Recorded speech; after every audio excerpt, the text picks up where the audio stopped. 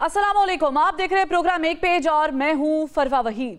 नाज़रीन, एहतजाज, तहरीक, जलसे और धरनों की सियासत में हुकूमत साजी का अमल भी चल रहा है। इंतखाबात में धांधली को लेकर आज तहरीक इंसाफ ने एहतजाज किया, जबकि तहरीक इंसाफ के रहनुमा असद कैसर ने चारों सूबों के वकला को मिलकर धांधली के खिलाफ तहरीक चलाने की दावत भी दे दी है।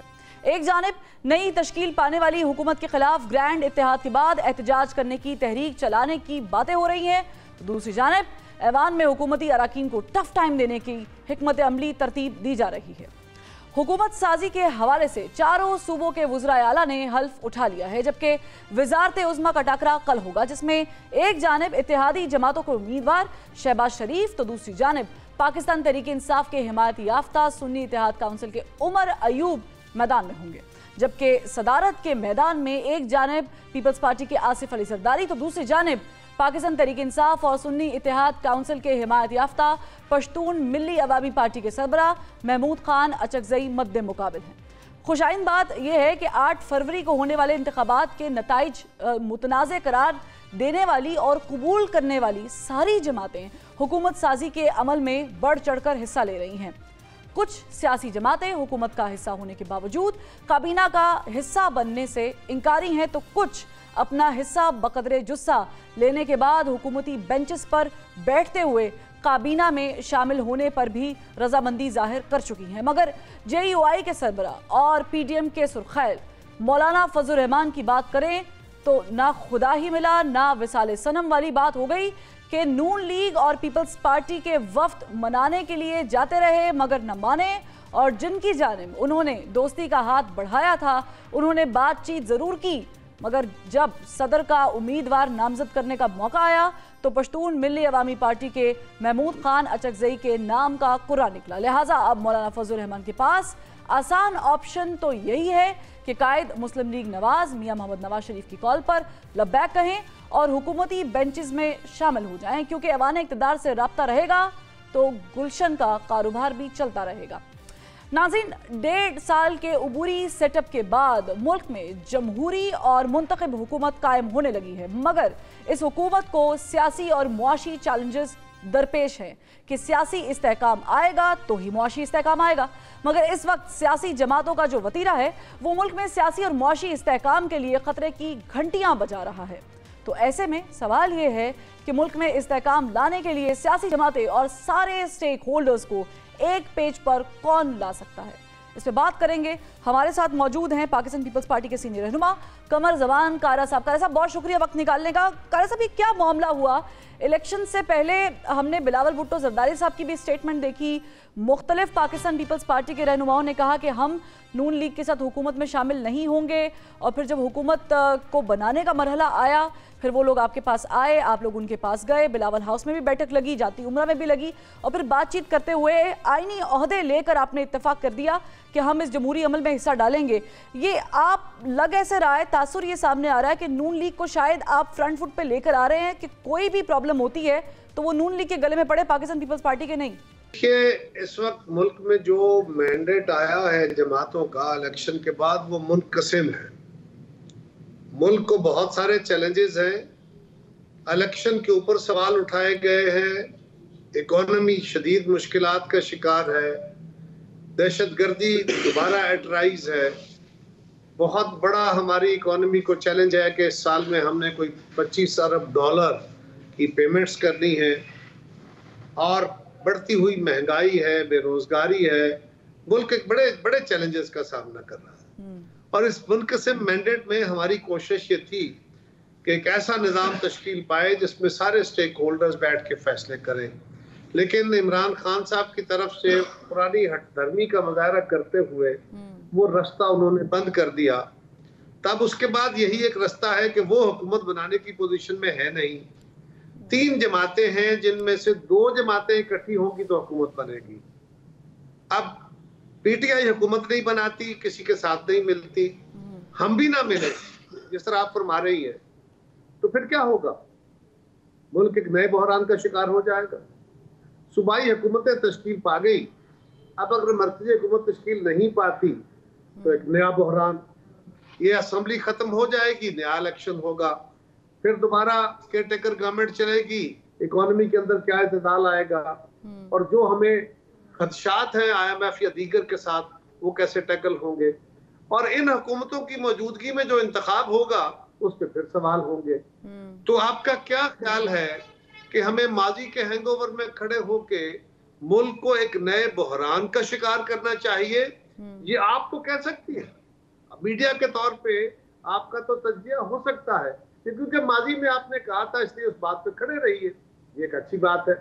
लेकिन एक सियासी कारकुन के तौर पे, एक सियासी जमात के तौर पे मैंने ये देखना है कि मैंने जो कहा वो अपनी जगह, लेकिन मेरे मुल्क को जो इस वक्त मसाइल हैं उनसे निकलने का क्या रास्ता है? तो उनसे निकलने का रास्ता यही है कि हम एक हुकूमत तश्कील दे, और उसके लिए हमने ये तय किया कि जब भी कोई एक जमात हुकूमत में होती है तो यकसुई से फैसले कर सकती है। अगर ज्यादा जमातों पे मुश्तमिल हुकूमत होती है तो थोड़ा बहुत फैसला साजी में डिले होता है। मुस्लिम लीग पे ये ख्वाहिश थी, हमने कहा जी आप हुकूमत बनाइए, आपके पास मेजॉरिटी है, हम आपका साथ देते हैं, और आईनी ओहदे हुकूमत के दिए हुए नहीं होते, उनका अपना एक मैंडेट होता है। फर्ज करें वजीर आजम सदर है तो सदर ने तो वोट लेने हैं चारों सूबाई असम्बलियों से और पार्लियामेंट से। इसी तरह स्पीकर जो है चेयरमैन सेनेट, तो चेयरमैन सेनेट तो अक्सरियत का इत्तेहादी जो भी ग्रुप होगा वो लेगा, तो वो इलेक्शन अलग है, उनका इलेक्शन हम लड़ेंगे, हाँ उसमें हमारा वो सपोर्ट हमें करेंगे, लेकिन हम हुकूमत में हिस्सा नहीं लेंगे, हम हुकूमत। अच्छा, ये फैसला अटल है क्योंकि कुछ जरा ये कह रहे हैं कि शायद कुछ अर्से के बाद पीपल्स पार्टी काबीना में शामिल हो जाएगी। मैं अपनी बात खत्म कर लूं, फिर बात करते, पहले मैं अपनी बात खत्म कर लूं। हमने ये कहा कि आप अपनी हुकूमत तश्कील दीजिए, हम आपकी हुकूमत बनाने में आपको सपोर्ट करते हैं, और कल फरमा वहीद मुझसे पूछेंगी अगर हुकूमत खुदा न खास्ता अल्लाह ना करे कि ये नाकाम हो, लेकिन अगर कोई प्रॉब्लम आ जाता है तो आप मुझे कटहरे में खड़ा करके पूछ रही होगी कि तुमने तो हुकूमत बनवाई थी, तुम तो जिम्मेदार हो। मैं कहता रहूं नहीं मैं नहीं हूं, हुकूमत मेरी नहीं थी, लेकिन आपने तो नहीं क्या मानना ना मेरी बात। सो मैंने जिम्मेदारी ले ली है, मैंने बोझ ले लिया है, शेयर नहीं लिया, तो इस पे तो आपको मेरी तारीफ करनी चाहिए। ठीक है कारा साहब, लेकिन फैसल वाउडा साहब का भी बयान आपकी नज़र से गुजरा होगा, वो खैर बड़ी पेशगोइयाँ करते हैं। वो कहते हैं जी 2 साल 2.5 साल का सेटअप है, इससे आगे ये चलने वाला नहीं है। लेकिन मैंने सवाल आपसे इसके साथ एक और संजीदा सवालों से मैं तो संजीदा सवालों का जवाब देता हूँ सर। मैं इसीलिए आपसे सवाल करना चाह रही हूँ, मुझे बताएं मौलाना फजल रहमान साहब के साथ कोई बातचीत क्यों नहीं हुई है इस बार? वो हुकूमती बेंचेस का हिस्सा क्यों नहीं? बड़े नाराज है क्योंकि वो PDM के सरबराह भी थे, पीपल्स पार्टी और नून लीग और दीगर जमातों को लेकर चलने वाले भी थे। ऐसा क्या हो गया इलेक्शन से पहले और उसके इन बिटवीन?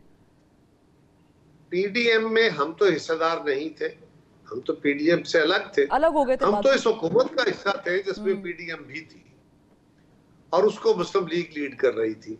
अब भी लीडिंग क्योंकि मुस्लिम लीग के पास है, उन्होंने हुकूमत तश्कील देनी है, तो वो मौलाना से मिले हैं, हम भी मौलाना से मिलेंगे, हमारा भी वफद जाएगा, उनसे मुलाकात करेगा। अच्छा। लेकिन हुकूमत साजी के अमल में क्योंकि ये मुस्लिम लीग के जिम्मे है, लिहाजा उन्होंने बात की है और उम्मीद करते हैं कि मौलाना का गुस्सा जो है वो दूर हो जाएगा। मौलाना एक संजीदा सियासतदान है, वो मुल्क को दरपेश चैलेंजेस को सामने रखते हुए फैसले करते हैं, तो हमें तवक्को है कि वो मान लेंगे इंशाल्लाह। सही है, लेकिन उनके कुछ बयानात बड़े मुतनाज़े भी रहे हैं। वो ज़ाहिर है कि उस लेंथ पे तो हम नहीं जा रहे, लेकिन उन्होंने जो बयानात दिए, अक्सर लोगों ने कहा नून लीग के रहनुमाओं ने कि आउट ऑफ फ्रस्ट्रेशन दे दिए। लेकिन मुझे बताएं एक और चीज़ मुझसे कारा साहब मुझे आपसे डिस्कस करनी है। अगर बयानात की बात ही करनी हो तो ये फरमाइए कि महमूद खान चकजई साहब मेरे तो दोस्त हैं, बड़े भाई हैं, इमरान खान साहब उन्हें क्या कहते रहे? अगर बयानात ही देखते हो तो चौधरी परवेज इलाही साहब को वो क्या फरमाते रहे? वो मौलाना साहब के बारे में भी कुछ कहते रहे थे। वो मौलाना फजल रहमान साहब के बारे में भी कोई एक लक़ब इस्तेमाल करते थे। लिहाजा ये तो छोड़ दीजिए ना, छोड़िए आगे। ठीक है, लेकिन कारा साहब यहाँ पे सवाल ये है कि क्या आप लोगों ने वाकई कोई संजीदगी के साथ पाकिस्तान तहरीक इंसाफ से कोई बातचीत करने की कोशिश की थी बिफोर दिस गवर्नमेंट फॉर्मेशन? क्योंकि PTI के कुछ लोगों की तरफ से बयान आया है सामने कि बिल्कुल हम भी विलिंग थे कि बजाय इसके कि हम किसी और जमात के साथ हाथ मिलाएं, पाकिस्तान पीपल्स पार्टी के साथ शायद हम गवर्नमेंट फॉर्मेशन कर सकते हैं। मेरी नज़र में तो किसी उनके लीडर का ऐसा बयान नहीं गुजरा। दूसरी बात यह है कि हमने जिस दिन ये 11 तारीख को या 12 तारीख को शायद हमारी CEC की मीटिंग थी, उसमें हमने ये फैसला किया कि सब जमातों से मुज़ाकरात होने चाहिए। एक कमेटी तश्कील दी गई, 2 दिन की हमारी कॉन्फ्रेंस थी। पहले दिन के बाद हमारी कमेटी बनी, लेकिन अगले दिन सुबह खान साहब ने अपने वकील साहब के जरिए ये बयान दे दिया कि इन 3 जमातों से, मुस्लिम लीग, पाकिस्तान पीपल्स पार्टी और MQM, इन 3 जमातों से मुलाकात, मुज़ाकरात, गुफ्तगू नहीं होगी। अब क्या करें? इससे पहले भी हमने, जब वो एस्टेब्लिशमेंट से लड़ रहे थे, स्टैंड अप हुआ था, तो हमने एक मुज़ाकराती अमल किया, उसको भी इनिशिएट पीपल्स पार्टी ने किया था। और हमारे दोनों टीमें बैठ के, PTI और हमारी टीमों ने बैठ के, हुकूमती टीम ने तय कर लिया था कि 30 जून 2022 को कौमी असम्बली और सूबाई असम्बलियां तोड़ के अक्टूबर में इलेक्शन करा दिया जाएगा। अच्छा। अब अगर ये तय होने के बावजूद खान साहब उससे विड्रा कर गए तो क्या करें? अब भी वो किसी से बात करने को तैयार नहीं है तो क्या करें? वो फौज से लड़ना चाहते हैं, लड़ के सारा कुछ लेना चाहते हैं, वो इलेक्शन कमीशन की ऐसी तैसी फेरना चाहते हैं, वो पाकिस्तान की अदलिया के ऊपर हमलावर हैं, वो पाकिस्तान की सियासी कुव्वतों को जो उनके साथ हैं वो ठीक, उसके अलावा मुस्लिम लीग को, पीपल्स पार्टी को, MQM को, किसी और जमात को मानने को तैयार नहीं है। हालांकि उनका अगर ये क्लेम है कि हमारी 160 सीटें हैं और हमारा मैंडेट चोरी हो गया है, उन्होंने अभी तक जो अपनी, मेरी इत्तला के मुताबिक उन्होंने जो अपनी FIR दी है या मुकदमा दर्ज कराया है, वो तो 20 से भी कम के सीटों का है। लेकिन चले 160 भी हो तो बाकी 100-125 सीटों पे तो बाकी लोगों का वो हक मानते हैं ना कि वो लेजिटिमेट जीते हुए लोग हैं। जहां से PTI के लोग जीते हैं वहां पे भी मुस्लिम लीग को, पीपल्स पार्टी को, MQM को, बाकी लोगों को वोट मिले हैं। सो वो किसी दूसरे का मैंडेट तस्लीम करने को भी तैयार नहीं, वो किसी हाथ मिलाने को भी तैयार नहीं, वो बात करने को भी तैयार नहीं। कारी साहब, आप लोगों की तरफ से गुड जेस्चर्स गए थे? आप लोगों की तरफ से ये कोशिश हुई थी कि आए, बैठे, बात करें, हाथ मिलाएं, गवर्नमेंट बनाने की बात करें? गुड जेस्चर क्या डिफाइन करेंगी आप? मैंने आपसे गुजारिश की कि ये इलेक्शन हो जाने के बाद हमारी सेंट्रल एग्जीक्यूटिव ने, उनकी अप्रूवल से हमने एक कमेटी बनाई, ठीक, कि सभी जमातों से राब्ता किया जाए। अगले दिन सुबह खान साहब ने बयान दिलवा दिया कि मैं इन 3 जमातों से मुज़ाकरात और मुलाकात नहीं करूंगा। तो क्या करें? ठीक है, मैं कारी साहब वक्त की कमी है, आखिरी सवाल चाहूंगी, 1 लाइनर आंसर चाहिए। मुझे बताएं कि गवर्नर सिंध के मामला बहुत लटका हुआ है, ये MQM के पास जाएगा, भाग दौड़ वो कर रहे हैं। देखिए, किसी का मुतालबा करने को तो रोका नहीं जा सकता, ठीक है, इसके लिए तो किसी को पाबंद नहीं किया जा सकता, लेकिन उसके लिए हमारी और मुस्लिम लीग के साथ एक अंडरस्टैंडिंग मौजूद है, उसकी रोशनी में आगे बढ़ेंगे इंशाल्लाह। ठीक है कारी साहब, बहुत शुक्रिया वक्त देने का। नाज़रीन, हमें JUI फे के सीनियर रहनुमा सेनेटर कामरान मुर्तज़ा साहब ने ज्वाइन कर लिया है।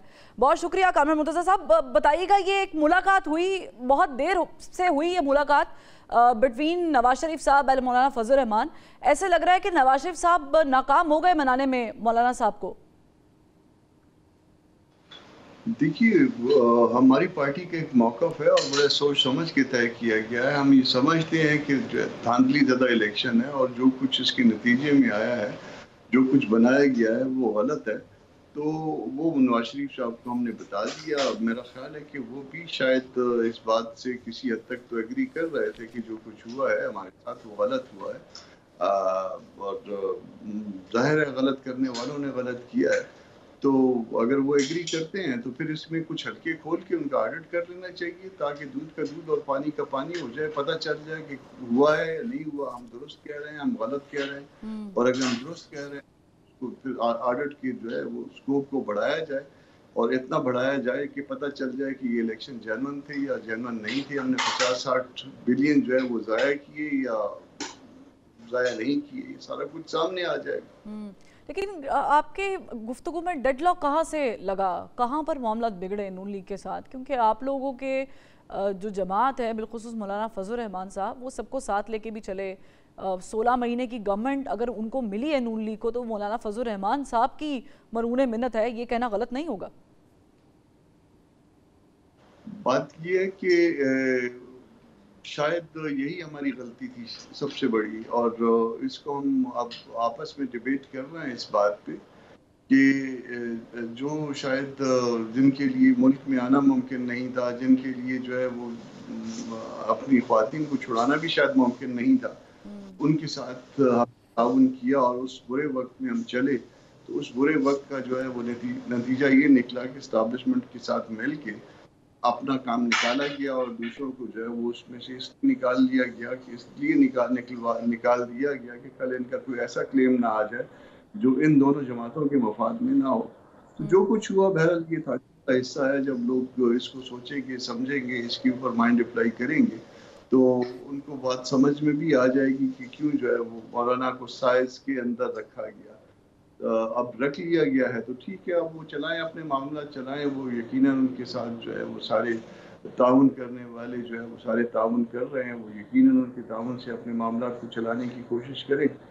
हम अपने तौर पे एहतजाज भी करेंगे, हम अपने तौर पे इस चीज़ को जो हमारे साथ हुई है हम एक्सेप्ट नहीं भी करेंगे, जितना हमारा बस चलेगा। सब जो एहतजाज आप करेंगे वो जो सुन्नी इत्तेहाद काउंसिल पाकिस्तान तहरीक इंसाफ है उसके साथ मिलके करेंगे या आपका प्लान उनसे कुछ मुख्तलिफ है? देखिए, हम अपना जो है ना, हम अपना रोना रो रहे हैं। हम किसी के साथ मिलके या कोई हमारे साथ मिलके, ये उनकी मर्जी है कि कोई हमारे साथ मिलना चाहे। हमारे साथ ज्यादती है और हम अपनी ज्यादती का जो है ना वो मदावा चाहते हैं। हम ये चाहते हैं कि जो है कुछ हल्के खोल के उसको चेक कर लिया जाए, ऑडिट कर लिया जाए। हमारी बात दुरुस्त भी हो सकती है, हमारी बात दुरुस्त नहीं भी हो सकती है। दूसरी पार्टी कह सकती है कि नहीं, आपकी बात दुरुस्त नहीं है। तो एक सर्टेन परसेंटेज को और पता चल जाएगा कि दूध का दूध, पानी का पानी हो जाएगा। वैसे तो यहाँ इस मुल्क में दूध और पानी जब मिल जाते हैं तो फिर उसको अलग करना मुश्किल हो जाता है, मगर हम करके बता सकते हैं और अगले 10 दिन में बता सकते हैं। अगर इसमें हुकूमती जमातें हमारे साथ एग्री करती हैं और वाकई इस धांधली को ख़त्म करना चाहती हैं या उस मुदाखलत को ख़त्म करना चाहती हैं, तो तब तक मुमकिन है कि कोई एक सर्टेन परसेंटेज खोल ली जाए। देयर आर चांसेस के कल को आप और जो दीगर जमातें हैं ऑपोजिशन में बैठी हुई उनको भी ज़ाहिर के इख्तलाफ है और रिजर्वेशंस हैं कि ये धांधली शुदा इलेक्शन है, वो कल को एहतजाज सड़कों पर जो करेंगी वो इकट्ठे भी कर सकती हैं। We can expect that, can we? देखिए, ये मुमकिन होता है, पॉलिटिक्स में सब कुछ मुमकिन होता है। ठीक है, अच्छा ये भी मुमकिन है। मुझे सिर्फ इस बात की तस्दीक चाहिए, तस्दीक कर दें कि मौलाना फजल रहमान साहब से जब मुलाकात हुई थी पीटीआई के वफ्द की, कोई यकीन दहानी कराई गई थी उनको कि आप अगर हम सदर का नॉमिनी करते हैं, कोई नॉमिनेट करते हैं तो वो मौलाना फजल रहमान साहब होंगे? नहीं, मौलाना फजल रहमान, देखिए हमारा मैंडेट जो है ना वो उसको जो वो साइज को रिड्यूस किया गया, उसकी शायद एक वन ऑफ द रीजन शायद ये भी है कि मौलाना फजल रहमान जो है वो इस गेम में नहीं रहेंगे। तो वो सियासत में आप अपने साइज की बुनियाद पे जो है ना वो अपना क्लेम रखते हैं, तो ये उसकी एक रीजन हो सकती है। एनी हाउ, ये अब मौलाना ना पहले अब कैंडिडेट थे इसके लिए, सदारत के लिए, ना अब कैंडिडेट है, ना आइंदा कैंडिडेट बनना चाहते हैं। इस धांधली वाले मामला में मौलाना जो है वो कोई स्लॉट नहीं लेना चाहते। ठीक है, यानी आप कह रहे हैं कि मौलाना फजल रहमान ना पहले इंटरेस्टेड थे सदारत में, ना अब इंटरेस्टेड है और ना आने वाले टाइम पर इंटरेस्टेड होंगे। आप इस गवर्नमेंट को चलता हुआ कैसे देख रहे हैं कामरान मुर्तज़ा साहब? क्योंकि ये जो गवर्नमेंट है इट्स अ वीक गवर्नमेंट, और ऐसी गवर्नमेंट जिस तरह बनी है पूरी कौम के सामने है। मेरे सामने एप्सोस की बाय द वे रिपोर्ट है कि खैबर पख्तूनख्वा में 73% धांधली का इंकशाफ हुआ है, सामने आई है। तो ऐसी गवर्नमेंट जो चल रही है, ये आपको लगता है कि इज इट फॉर 5 years? आपने खैबर पख्तूनख्वा का जिक्र किया। खैबर पख्तूनख्वा में हमें 10 हल्के ऐसे हैं जहाँ पे लेस देन 1000 से हमें हराया गया है। 20 हल्के ऐसे हैं जहाँ 2000 से नीचे का फर्क है। तो ये सब में हमने हारना था। वो 10 हल्के जो है ना, जिसमें 1000 का, कहीं पे 500, कहीं पे 300, कहीं पे 700 का फर्क है, ये सब में किसी हमने ही हारना था या किसी और को भी इम्कान था? यानी आप कामरान मुर्तज़ा साहब on a very lighter note कह रहे हैं कि बड़ी सोच समझ के कुछ लोगों को आपकी जमात के सिस्टम से एलिमिनेट किया गया है। जाहिर हो जाता है जब आप अपने रिजल्ट को रख लें, आप फर्क देख लें, आपको खुद ब खुद समझ आ जाएगा। तो सर वहाँ तो जीती ही पाकिस्तान तहरीक इंसाफ के बैक्ड लोग हैं, और अली अमीन गंडापुर ने उस सीट से हराया मौलाना साहब को, जो अब वजीर आला भी हैं। कहीं पे किसी को अकोमोडेट करना था, कहीं पे किसी को अकोमोडेट करना था। वो ख्याल शायद ये होगा कि कोई पार्टी किसी एक जगह पे मुतमिन हो जाएगी, दूसरी पार्टी दूसरी जगह पे मुतमिन हो जाएगी। पार्टी किसी तीसरी चीज पे मुतमिन हो जाएगी तो ठीक है ना, आपने इत्मीनान का सबके लिए सामान पैदा कर लिया। हम इस सिस्टम को एक्सेप्टेबल नहीं है, हम अपनी जदोजहद करेंगे जिस तरह से भी चाहेंगे, हम अपने कानून के दायरे में, दस्तूर के दायरे में मामलात को आगे लेके चलेंगे। Isn't that an irony? क्योंकि जिस जमात के मुतालिक हम डिस्कस कर रहे हैं, वैसे तो पूरे पाकिस्तान में ही धांधली का शोर उठ रहा है। बाय द वे बलूचिस्तान में, सिंध में, पंजाब में 63% है धांधली का। लेकिन जिस सीट की मैं मखसूस बात कर रही हूँ, खुसूसन अली अमीन गंडापुर साहब जो जीते, आपने कहा कि जिताया गया, सिस्टम ऐसा था, उन्हीं के साथ फिर आप लोग बात भी करेंगे और कल को धरना भी देंगे। ये आयरनी नहीं तो क्या है? मैंने ये तो कभी भी नहीं कहा कि उन्हीं के साथ मिलके हम चल रहे हैं, उनके साथ मिलके नहीं, आपने कहा कि सियासत में कुछ भी हो सकता है। तो अगर कल को हम कुछ भी देखेंगे इस तरह का मामला, तो आप लोगों का तो मौक़िफ़ ही यही है कि धांधली हुई है, सीट्स नहीं दी गई। खैबर पख्तूनख्वा में बिलखुसूस 10 सीट्स का जिक्र किया आपने।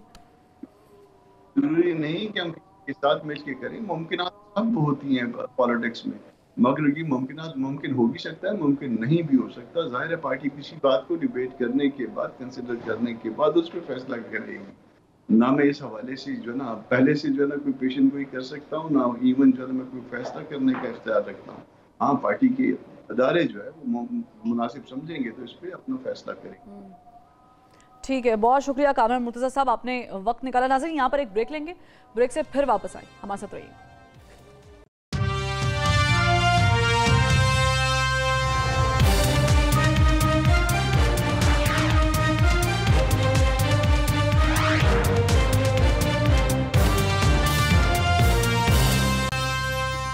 Welcome back. ब्रेक के बाद हमें ज्वाइन किया है पाकिस्तान तहरीक इंसाफ के सेनेटर डॉक्टर हुमायूं मेमन साहब ने। सर, बहुत शुक्रिया डॉक्टर साहब, आपने वक्त निकाला। फरमाइएगा, कल एक ज़ाहिर है कि बड़ा दिन है, कौन बनेगा पाकिस्तान का अगला वज़ीर आज़म, इसका मरहला तय होगा।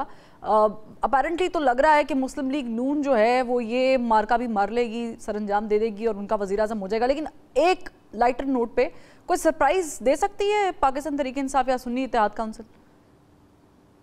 बिस्मिल्लाहिर्रहमानिर्रहीम, इन लोगों ने इतने डरे हुए पाकिस्तान तहरीक इंसाफ के साथ कि इलेक्शन कमीशन के साथ मिलके हमारी रिजर्व सीटें हमें दे नहीं रहे और होल्ड करके रखा हुआ है।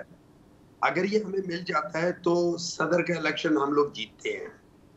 वन में ख्याल में 472 और 459 का फर्क है अगर देखा जाए तो, और अगर MQM बीच में से हट जाती है तो ये लोग हार जाते हैं, और अगर हमें सीटें मिल जाती है मेरी रिजर्व तो हम जीत जाते हैं। जो प्राइम मिनिस्टर को उसमें हमारी सीटें मिल जाएं और थोड़ा सा इधर उधर हो जाए तो ये किसी हद तक इनको ठीक ठाक सरप्राइज मिल सकता है। तो इसलिए कौन डॉक्टर साहब इधर उधर हो जाए, ये क्या कह सकते हैं, MQM वाले या साथ थोड़ी बहुत, तो काफी हद तक सरप्राइज भी मिल सकती है इनको। देखिए, इस तरह है कि असल बात यह है कि अवाम ने इनको मुस्तरद किया हुआ है। अब ये एक झूठे मैंडेट के ऊपर आ रहे हैं और उसके अलावा इनके पास कोई चारा नहीं है। ये लोग आए थे, बड़े शौक से आए थे कि हम लोग चौथी बार प्राइम मिनिस्टर बनना चाहते हैं, लेकिन अवाम ने इनका सारा प्लान चौपट कर दिया।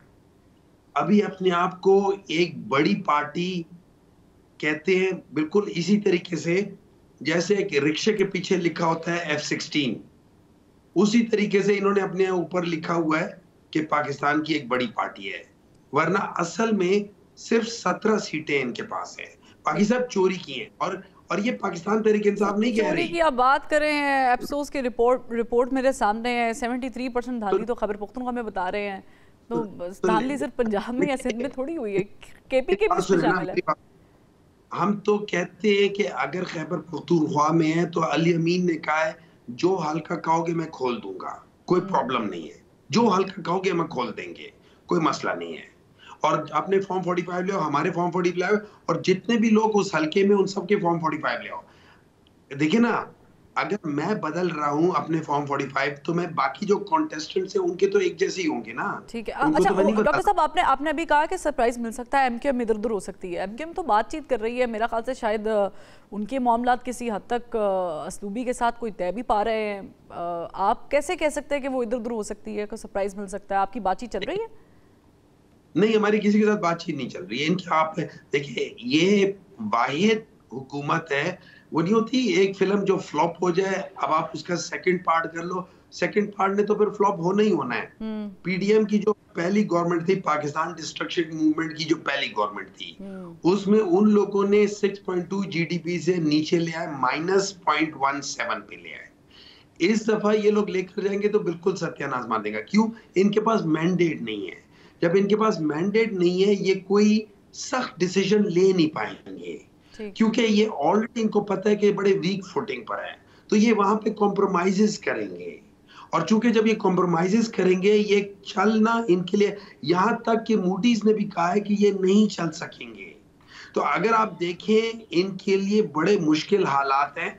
और मैं ये समझता हूँ, इन्होंने ये जो हुकूमत बनाने के कोशिश कर रहे, ये अपनी फ्यूचर की सियासत, मियां नवाज शरीफ की सियासत तो खत्म हो गई है। अच्छा। बाकी पीएमएल की सियासत भी खत्म करने वाले। ठीक है, यानी आप समझते हैं कि मुश्किल, वैसे तो कोई भी गवर्नमेंट टेकअप करती अब की बार तो उसको, चाहे वो आपकी गवर्नमेंट भी होती है, उसको मुश्किल फैसले ही करने पड़ते हैं। लेकिन ये जो अभी मैं, क्योंकि इट्स वेरी इंटरेस्टिंग जो आपने अभी बात की, इधर उधर हो जाने वाली, मैं उससे बाहर, उस ट्रांस से निकल नहीं पा रही हूँ। डॉक्टर साहब, राजा रियाज साहब वाली बात कर रहे हैं आप, क्योंकि राजा रियाज साहब ने भी कहा है कि जो साहबजादा हामिद रजा साहब है, उन्होंने जो सीट्स हैं वो बेच दी हैं मखसूस। मतलब आप तो ये कह रहे हैं कि एमकेएम वाले निकल जाएंगे, आप लोगों पर इल्ज़ाम लग रहा है खास करके साहबजादा हामिद साहब पे कि उन्होंने सीट्स जो है वो बेच दी हैं। तो ये अब मैं किसकी बात मानूं, आपकी बात मानूं या राजा रियाज साहब की मानूं? कंफ्यूजन है। देखिए, ये तो वक्त बताएगा कि किसकी सीट किसने बेची है। अगर हामिद रजा साहब ने ये बेची तो वो अपने अमाल का खुद जवाब देंगे। मेरा नहीं ख्याल कि वो ऐसा कर सकते, मेरा नहीं ख्याल कि ऐसा कर सकते। और अगर मेरे ख्याल में उनको सामने आके इस बात को क्लैरिफाई कर लेना चाहिए और तरदीद कर देनी। अच्छा, वैसे ये क्या आपकी स्ट्रेटजी? आपने कहा कि जब सदर को चुना जाएगा पार्लियामेंट से, तो फिर ज़ाहिर है कि हमें मखसूस नशिस्तें मिल जाएंगी, तो हमारा ज़ाहिर नंबर स्ट्रॉन्ग हो जाएगा। क्या गारंटी है इस बात की कि 9 मार्च से पहले पहले आपका ये जो बड़ा संजीदा मसला है रिजर्व सीट्स वाला, ये हल हो जाएगा? देखिए, मैं ये समझता हूँ ये हल नहीं होगा। ये हल इसलिए नहीं होगा कि इनको सूट नहीं करता कि ये हल करें। अगर ये हल कर देंगे तो सेनेट में हमारे पास बहुत सीटें आ जाएंगी।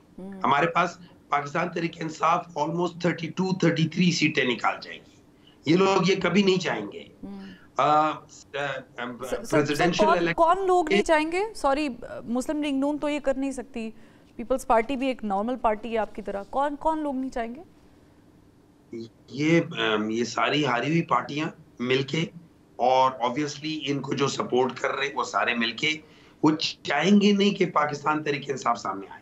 और फिर प्रेसिडेंशियल इलेक्शन में इस वक्त जो इनको सपोर्ट है, let's say MQM peoples party और ये पीएमएलएन, अगर इनके साथ मिला लें तो ये बन जाते हैं अराउंड 472।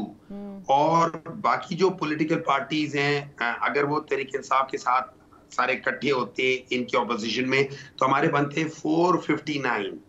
अगर एमक्यूएम उनको वोट नहीं देती, सपोज एमक्यूएम और पीपल्स पार्टी की नहीं बनती, तो एमक्यूएम अपने हटा लेती है तो पीपल्स पार्टी गई, वो नहीं बनते।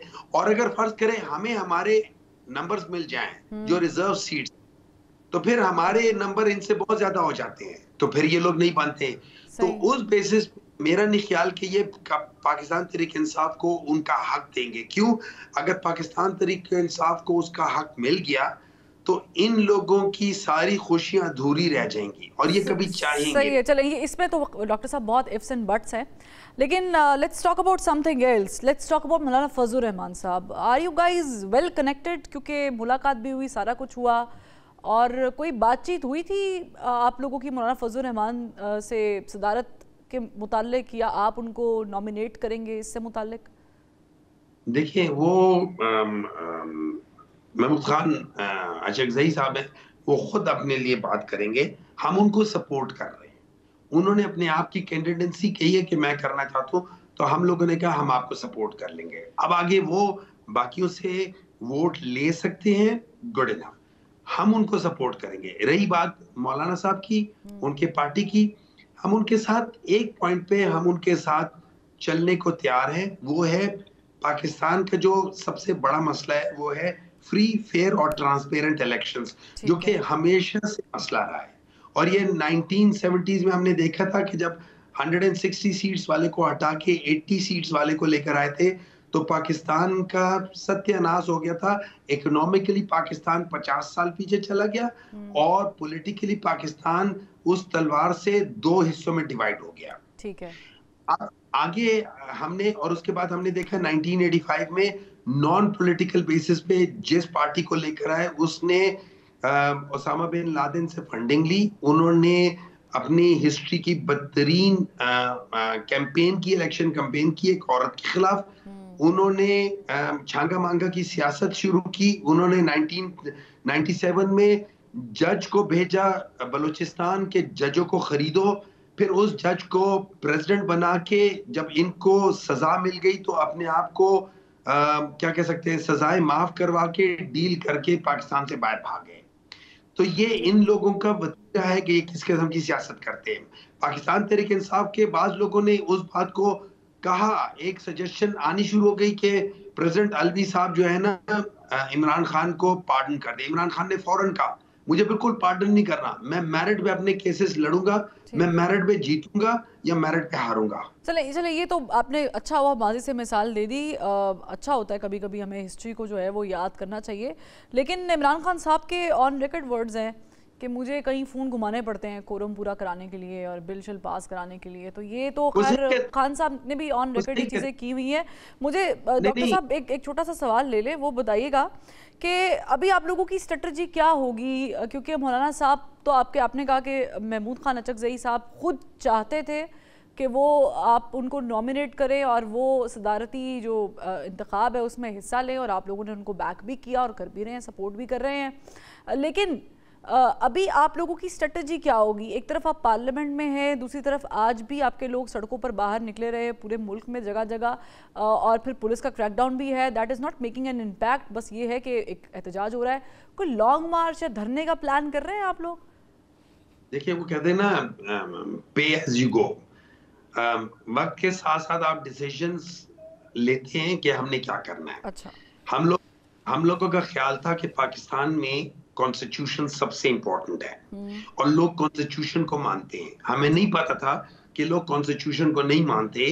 तो हमने जब 2 असेंबलीज डिसॉल्व की थी तो हमारा ख्याल था कि ये सारे मानते होंगे और इलेक्शंस हो जाएंगे टाइम पे, लेकिन नहीं हुए। फिर इन लोगों का हमारा ख्याल था शायद ये लोग जो कह रहे हैं ये कॉन्स्टिट्यूशन को मानते हैं और वर्ड ऑफ ऑनर करेंगे, लेकिन जिस तरीके से इन लोगों ने वो एज यूजुअल, मतलब हमें ये समझना चाहिए था कि इनकी फितरत में है बेईमानी। अच्छा। तो हमें इनकी बात पे यकीन नहीं करना चाहिए था कि अगर आप पंजाब और खैबर पख्तूनख्वा से रिजाइन दे दे तो हम भी इलेक्शंस करवा लेंगे। हम उनके झूठ की उसमें झांसे में आ गए। अच्छा। रही बात ये जो आपने बात कही थी कि इमरान खान कहते थे कि वो कॉल करते थे, बिल्कुल करते थे। उसकी वजह ये थी कि बाप पार्टी के मेंबरान और MQM के मेंबरान खुद कहते थे कि हम लोगों को लाने वाले, बुलाने वाले कोई और है। तो जो थे फिर हम उनको ही कहते थे यार आप लोगों का एजेंडा है, आप लोग ये चाहते हो कि ये इस तरह हो जाए। अब फॉर एग्जांपल फैटफ था, फैटफ में पाकिस्तान मुस्लिम लीग नून और पीपल्स पार्टी ने वॉकआउट कर लिया था। ये पाकिस्तान के लिए सबसे इंपॉर्टेंट वो थी। ठीक। पाकिस्तान तहरीक इंसाफ ने सबसे ज्यादा काम किया और मेरे ख्याल में 39 ऐसी चीजों को बेहतर किया कि पाकिस्तान ग्रे लिस्ट से निकल जाए, और ये लोग उस पे सियासत कर रहे थे। ये इन लोगों की असल हकीकत है। ये लोग अपने मतलब के लिए ठीक कह रहे हैं डॉक्टर साहब। लेकिन देखिए, सियासत आप बिल्कुल बड़ी अच्छी बातें आप कर रहे हैं, लेकिन सियासत तो आप लोग भी कर रहे हैं। आप लोगों को पता है कि हमारा मुल्क बड़ी क्रूशल इस वक्त कंडीशन में से गुजर रहा है, एक बड़ी क्रूशल स्टेट में है। डिफ़ॉल्ट ना हो जाए खुदा ना ख्वास्ता, आवाम का बुरा हाल है। IMF के पास जाना, आप लोग ख़त लिख रहे हैं। आप लोगों ने ये काम पहले भी किया था। आपके दोनों वज़राए ख़जाना जो थे पंजाब और KPK के, उनकी ऑडियो लीक मंजर आम पर आई हुई है शौकत तरीन साहब के साथ। तो काम आप लोग भी तो ठीक नहीं कर रहे ना, आप लोग भी तो डैमेज कर रहे हैं, और वो डैमेज अल्टीमेटली आप शायद रियासत के चक्कर में अवाम के साथ ज्यादती कर रहे हैं। नहीं जी, मैं आपको एक चीज बताता हूँ। देखिए, इस तरह है, 2023 जून में IMF पाकिस्तान तहरीक इंसाफ के पास आई थी कि हमें इमरान खान गारंटी देगा तो हम इनको नया ट्रांच, ये जो बेल आउट पैकेज था वो देंगे। उन्होंने पीएमएलएन को नहीं कहा, उन्होंने पीपल्स पार्टी को नहीं कहा, उन्होंने पीडीएम को भी नहीं कहा। उन्होंने कहा हमें इमरान खान गारंटी देगा तो हम देंगे। क्यों? उनको पता था कि पॉलिटिकल बेस इमरान खान के पास है। फिर इमरान खान ने जब पूछा, उन्होंने कहा हम इसको 3 हिस्सों में देंगे, एक हम पीडीएम को देंगे, एक हम केयर टेकर को देंगे, एक हम यानी उस डेलीगेशन की डायरेक्टली खान साहब के साथ मुलाकात हुई थी इस गारंटी के ऊपर? बिल्कुल, जून में डायरेक्टली हुई थी, और ये स्पेसिफिकली आईएमएफ के बोर्ड ऑफ डायरेक्टर्स के इसरार पे हुई थी। अच्छा, कि आप इमरान खान से लो। यानी जमान पार्क में वो जो मुलाकात जिसका आप रेफरेंस दे रहे हैं, मैं उसको चाह रही हूँ, बड़ा अच्छी बात कर रहे हैं, वहाँ जमान पार्क में बेसिकली खान साहब की मुलाकात हुई थी। बिल्कुल। अच्छा, उसके बाद नवंबर में इन्होंने कहा कि जब ये सेकंड ट्रांच दे रहे थे, नवंबर में इन्होंने करके 7 दिसंबर को रिलीज होनी थी। वो चूंकि इमरान खान से मुलाकात नहीं हो सकी, वो जेल में थे, तो उन्होंने रिलीज नहीं किया। फिर इनके बोर्ड ऑफ डायरेक्टर्स ने कहा चलो इमरान खान नहीं है, उनकी पार्टी लीडरशिप से बात करो। तब गौहर साहब मिले और तब कहीं जाके जनवरी में इनको मिली। अगर इमरान खान यानी वो पहली मुलाकात के बीच में और जनवरी तक वो जो जब अडयाला वाला सीन हो गया, तो उसमें अडयाला में कोई मुलाकात नहीं हुई? नहीं, अडयाला में कोई मुलाकात नहीं। फिर गौहर साहब मिले थे। ठीक है, बैरिस्टर गौहर 16, हाँ जी, बैरिस्टर गौहर। फिर 16-17 दिसंबर के आसपास मिले थे, उन्होंने नोट किया, तो उसकी बेसिस पे इन्होंने सेकंड रिलीज किया। थर्ड उन्होंने कहा था हम इलेक्टेड गवर्नमेंट को देंगे, जिसमें इमरान खान ने कहा था कि इलेक्शंस होंगे, तो उन्होंने कहा था हाँ होंगे, हमें नवंबर का बताया हुआ। तो इमरान खान ने कहा यू श्योर कि फ्री एंड फेयर होंगे? उन्होंने कहा बिल्कुल फ्री फेयर होंगे, और जो मैंडेट वाली गवर्नमेंट होगी उसको। तो इमरान खान ने इस दफा कहा है सिर्फ उनको याद। डॉक्टर साहब बहुत शुक्रिया। डॉक्टर साहब बता रहे थे कि किस तरह मुलाकात इमरान खान से आपसे हुई थी, और उसी की बिना पे ही वांटेड टू से कि हमने ये जो लेटर वाला मामला किया है उसी की बिना पे किया है कि इसकी शफाफियत को चेक किया जाए। बहरहाल नाज़रीन, यहाँ पे एक ब्रेक लेते हैं, ब्रेक से फिर वापस आए।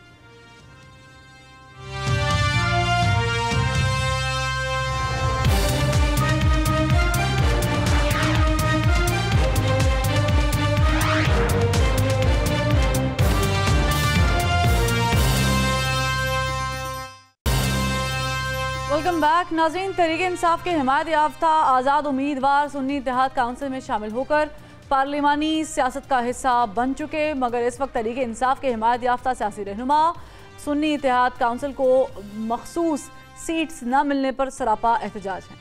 अपनी नंबर गेम पूरी करने और सीट्स बढ़ाने के लिए ख़वातीन की मखसूस सीट्स पर शोर मचाने वाली पाकिस्तान तहरीक इंसाफ की सियासत पर अगर नज़र डालें तो ख़वातीन को लेकर ये जमात इन्हें कुछ ख़ास इज्जत देती नज़र नहीं आती। 2 दिन पहले जब खैबर पख्तूनख्वा असम्बली का इजलास हो रहा था, तो नून लीग की रहनुमा सोबिया शाहिद ने ऐवान में खड़े होकर घड़ी लहराई, तो उसके साथ तहरीक इंसाफ के अरकान असम्बली ने क्या क्या किया और किस तरीके की ज़बान इस्तेमाल की, जरा देखिए।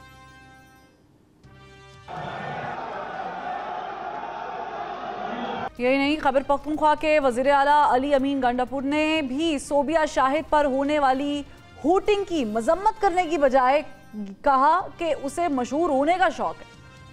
अब एक खातून को खुद ही शौक हो, मतलब है अपने आप को मीडिया में लाने के लिए हरकतें करने का, हमारा पास इलाज है नहीं उसका।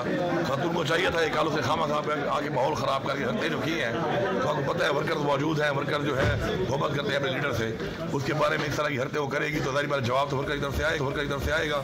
और अगर बानी पाकिस्तान तहरीक इंसाफ की बात करें तो वो हमेशा ही जारहाना सियासत करते रहे हैं, और उन्होंने भी ख़वातीन के हवाले से मुतअद्दिद बार मुतनाज़े बयानात दिए हैं। मरीम नवाज़ को माजी में मुखातिब करते हुए उन्होंने कहा था कि मरियम नवाज़ मेरा नाम ना लिया करो, कहीं तुम्हारा खाविंद तुमसे नाराज़ ही ना हो जाए, जिसके बाद उन्हें शदीद तनकीद का निशाना बनाया गया। जबकि एक इंटरव्यू में उन्होंने कहा कि अगर ख़वातीन बहुत मुख्तसर लिबास पहनेंगी तो उनका मर्दों पर असर होगा, क्योंकि वो रोबोट्स नहीं हैं। नाज़रीन, एक जानिब तहरीक इंसाफ का ख़वातीन से मुताल्लिक रवैया है, तो दूसरी जानिब मुस्लिम लीग नून की चीफ ऑर्गेनाइज़र मरीम नवाज़ पाकिस्तान की तारीख में पहली मरतबा किसी भी सूबे की वज़ीर आला बनी है, और शायद पंजाब की 200 साला तारीख में पहली बार हुआ है कि किसी खातून ने पंजाब की बाग दौड़ संभाली। यहाँ एक तो मुस्लिम लीग नून की जानिब से खातून को वजीर आला बनाने के इकदाम को सराहा जा रहा है, तो दूसरी जानिब वजीर आला बनने के बाद मरीम नवाज की एक वीडियो मंजर आम पर आई जिसमें उन्होंने खातून पुलिस अफसर के सर पर दुपट्टा सीधा किया, जिसके बाद मिले जुले रद्द अमल के साथ ये तासुर उभर रहा है कि ये जमात खवातीन की इज्जत की। मगर सवाल ये है कि जमहूरी इक़दार की बात करने वाली सियासी जमातें खवातीन के एहतराम और इज्जत करने में पीछे क्यों रह जाती हैं, और सियासी जमातों का रवैया खवातीन को लेकर मखसूस क्यों हो जाता है। इस पर बात करेंगे। हमारे साथ मौजूद है मजहर अब्बास साहब। मजहर साहब, बहुत शुक्रिया आपने वक्त निकाला। मजहर अब्बास साहब, ये क्या चल रहा है मुल्क में, बिलखुसूस हमारी सियासत के अंदर? एक मखसूस जमात के लिए जो सदर मुमलिकत हैं वो समरी पर साइन नहीं करते क्योंकि उनको जो खवातीन की मखसूस सीट्स हैं वो मिलती नहीं है, और फिर जब वो कर देते हैं ऐलान तो उसके बावजूद भी वो रोला डालते रहते हैं कि हमें सीट्स नहीं मिली। और वही जमात जो मुख्तलिफ निशानात पर इलेक्शन लड़के सामने आई है वो दावा कर रही है कि उनकी सीट्स बहुत ज़्यादा थी, 80 सीट्स उनको कम दी गई हैं। उधर से आप अगर पीटीआई से पूछेंगे तो वो कहेंगे, मुस्लिम लीग नून से पूछेंगे तो वो कहेंगे हमारी सीट्स कम है, पीपल्स पार्टी से पूछेंगे वो कहेंगे हमें कोई खातिर ख्वाह सीट्स नहीं मिली हैं, एमक्यूएम के तो खैर वो ऑडियो ही सामने आ गई है। ये चल क्या रहा है मुल्क में? पहले तो ये बताएं कि आपको क्या लगता है। सर, मैं जबान खोलूंगी तो परेशानी हो जाएगी। मैं चाहती हूँ कि ये काम आप कर लें। फिर जब कोई भी पूरे एतमाद से ये बात नहीं कर रहा कि ये इलेक्शन मुनसिफाना हुए हैं, तो इसका मतलब ये है कि कहीं ना कहीं तो गड़बड़ है। और अगर कहीं ना कहीं गड़बड़ है तो फिर अगर हम ये बात कहें कि किसी ने मुख्तलिफ निशानों से इंतखाबात लड़े तो वो उनकी चॉइस तो नहीं थी, वो तो उनकी मजबूरी थी, क्योंकि आपने सुप्रीम कोर्ट ने दरअसल ये जो फैसला किया था ये मेरे लिहाज से बहुत हार्श फैसला था कि आप किसी एक पॉलिटिकल पार्टी को जो है इस तरीके से एक तरीके से उन्होंने उनको डिफ्रेंचाइज कर दिया सुप्रीम कोर्ट ने, तो उसके बाद उनके पास चॉइस क्या रह जाती है। और अगर उसके बावजूद भी वो जमात सिंगल लार्जेस्ट ग्रुप के तौर पे उभर कर आए तो इससे बड़ी वोटर रिवोल्ट और हो क्या सकता है। कोई भी मुझे एग्जाम्पल बता दे, जितनी तजुर्बेकार सियासी जमातें हैं, कि उनके साथ इस तरीके से चीज़ हुई हो। पीपल्स पार्टी के साथ ज़िया-उल-हक के पीरियड में हुई थी, वो सख्त मार्शल का ज़माना था। एक्सक्यूज मी, उसका आप जायज़ा ले लें कि उनसे तलवार ले ली गई थी, बिल्कुल, लेकिन वो तीर था, बहुत सी चीज़ें हुई थी, लेकिन उन्होंने एक इंतखाबी निशान पर इलेक्शन लड़ा, वो था तीर। यहाँ सूरत हाल उससे बहुत मुख्तलिफ है। यहाँ आपने चले बानी पीटीआई इमरान खान साहब नाहल हो गए, सज़ा हो गई, वो एक तरफ हो गए। उस पर मिसाल दी जाती है कि जी नवाज शरीफ भी थे, बिल्कुल ठीक है, नवाज शरीफ भी नाहल हो गए थे, उनकी पार्टी को डिसएडवांटेज हुआ, लेकिन बाकी एडवांटेजेस तो थे उस पार्टी को 2018 में। ठीक है, मुस्लिम लीग नून। हाँ, यहाँ पे मज़हर अब्बास साहब, मैं एक और भी टॉपिक आपसे डिस्कस करना चाहती हूँ जो मेरे दिल के बड़े करीब है बाय द वे, और हमने आज इसको डिस्कस करना इसलिए ज़रूरी समझा कि ये बड़ा इंपॉर्टेंट है, नेगलेक्ट करते हैं। ख़वातीन की मखसूस सीट्स पर तमाम जमातों की नज़र होती है इलेक्शन होने के बाद। अब ज़ाहिर है कि ये डिमांड जो सुन्नी इत्तेहाद काउंसिल में शामिल होने वाले पाकिस्तान तहरीक इंसाफ के बैक अरकान है वो भी कर रहे हैं, लेकिन आपने देखा होगा खैबर पख्तूनख्वा असेंबली में जो सोबिया शाहिद के साथ हुआ, जब उनसे यानी अली अमीन गंडापुर से और शेर अफजल मरवत साहब से जब ये कंडेम करने का कहा गया कि इसकी मजम्मत में आप क्या कहेंगे, तो उन्होंने उनको कहा कि यही होना चाहिए था, बल्कि लोटा मारा गया, पानी की बोतलें फेंकी गई और बड़े नाजेबा अल्फाज इस्तेमाल किए असम्बली में। ये क्या रवैया क्या है हमारी पॉलिटिकल पार्टीज़ का टुवर्ड्स फीमेल्स? ये हमारा माइंडसेट है, ये एक ऐसा माइंडसेट है हमारा, चूँकि हमारा ओवरऑल हम सिर्फ पॉलिटिकल सर्कल्स में ही नहीं, हम जर्नलिस्टिक सर्कल्स में देख लें, हम अपने न्यूज़ रूम्स में देख लें कि हमें मेल कोलीग्स को ये ख्याल ही नहीं होता जब हम गुफ्तगू कर रहे होते हैं कि फ़ीमेल कोलीग्स भी साथ बैठी हुई हैं। तो ये और ये जो अभी असेंबली में हुआ, ये इंतहाई काबिल मज़म्मत भी है। जिस अंदाज में, हालांकि उनका भी जो एक्शन था वो मैं उसको सपोर्ट नहीं करता कि चप्पल उठा के दिखा रही हैं या जूता उठा के दिखा रही हैं, उसको भी मैं बिल्कुल भी इंडोर्स नहीं करूँगा। ये रवैये नहीं होते पार्लियामेंटेरियंस के। और जिस तरीके से उनके ख़िलाफ़ नाज़ेबा अल्फाज इस्तेमाल किए जा रहे हैं, जिस तरह जूता फेंका जा रहा है, और हैरान कुन अमल ये था कि जो अली अमीन गंडापुर हैं वो इशारों से तो कर रहे हैं वो, लेकिन कोई सुन नहीं रहा। स्पीकर ने एक वक्त भी ऐसा नहीं कहा कि मैं जो है वो गैलरी खाली करवा दूंगा। इसका मतलब ये कि वो भी इनडायरेक्टली उस चीज़ को इंडोर्स कर रहे थे जो कुछ हो रहा था। तो ये चीज़ आज किसी के साथ हुई है, कल किसी और के साथ होगी। इन रवैयों को जो है वो सिर्फ पॉलिटिकल पार्टीज ही मिलकर तय कर सकती हैं। ये एक माइंडसेट है हमारा जो अनफॉर्चुनेट है, लेकिन ये सोसाइटी में मौजूद है।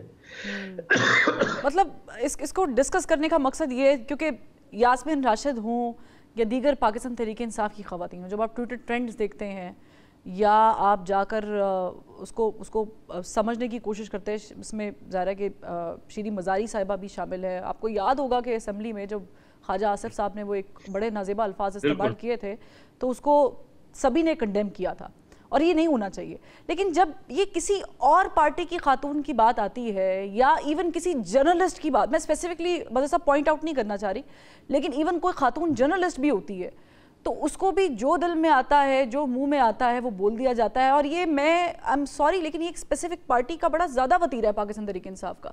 आपको याद होगा मज़हर साहब, जो इमरान खान साहब हैं वो जलसे में खड़े हो गए मरीम नवाज साहिबा के बारे में क्या कुछ नहीं कह चुके। देखिए, मैं आपको बताऊं कि फरवा आप प्रोफेशन में थोड़ी नई हैं। It's nothing new. मैंने वो तकारीर सुनी हैं, मैंने शेख रशीद साहब की बेनज़ीर भुट्टो की तकरीरें सुनी हैं जिनको मैं यहाँ दोहरा भी नहीं सकता। जिस तरह की लैंग्वेज वो इस्तेमाल करते थे और जिस तरह के डायरेक्टली अटैक किया करते थे, अब्यूज़ किया करते थे। खुद नवाज शरीफ साहब की जो 88 में आखिरी तकरीर थी, जिस दौरान लाहौर में हेलीकॉप्टर से प्रेसिडेंट फोर्ड और बेगम भुट्टो की डांस की तस्वीर गिरवाई गई थी। तो ये हमारा मजमूई कैरेक्टर है कि हमारे लिए खातून जो है वो अनफॉर्चुनेटली उसको जिस तरीके से हम ट्रीट करते हैं अपनी सोसाइटी में, वो तो आप चाहे जनरल मुशर्रफ को जितना भी तनकीद करें, लेकिन ये तो 2002 के बाद जो सीटों में इजाफा हुआ है, वरना तो किसी पार्लियामेंट ने सीटों में इजाफा भी नहीं किया था। एग्जैक्टली इजाफा हुआ है। बहुत सी खवातीन डायरेक्ट इलेक्शन लड़के आई हैं।